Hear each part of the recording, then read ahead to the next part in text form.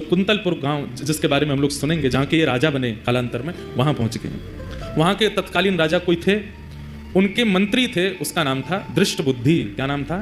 दृष्टबुद्धि। दृष्टबुद्धि के पास जाकर के दाई माँ ने कहा, मैं दासी हूँ, बहुत निपुण हूँ, आप मुझे जो काम कहेंगे मैं करने को तैयार हूँ, मुझे कोई नौकरी दे दीजिए।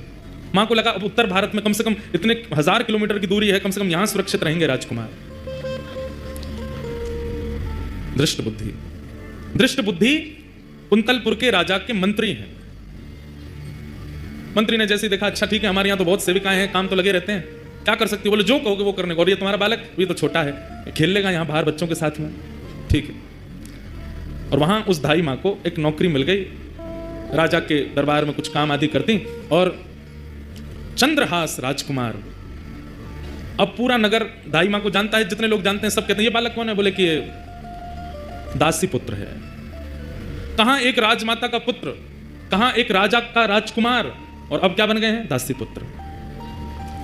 2-2 दिन तक भोजन नहीं मिल पाता है, रात्रि सोने की व्यवस्था नहीं हो पाती है, दाई माँ के साथ ही चंद्रहास रहते हैं। बंधुओं, यही जीवन है, कब दिन बिगड़ जाए या बदल जाए कुछ कह नहीं सकते हैं। और एक बात हमेशा याद रखिएगा, दिन होना और रात होना इस बात का प्रतीक है। इस संसार में कोई भी व्यक्ति या इस सभागृह में कोई भी व्यक्ति ये नहीं कह सकता कि मैंने आज तक केवल दिन ही देखा है, रात नहीं देखी, या रात देखा है दिन नहीं देखी।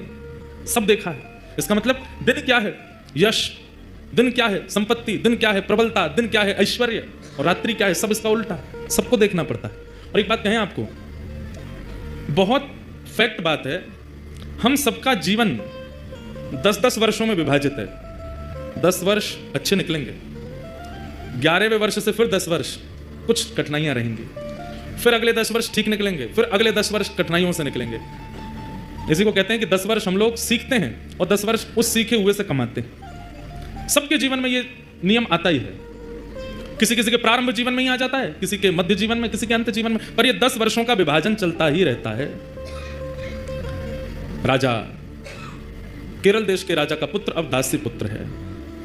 चंद्रहास जी के जीवन में अब कोई नहीं है, सब छोड़ करके चले गए। माँ चली गई, पिताजी चले गए, राज्य छूट गया। और अब भाई माँ जिसने पाल पोस के बड़ा किया, 5 वर्ष के चंद्रहास जी को, वो भी छोड़ के चली गई। सब दूर रहने लगे।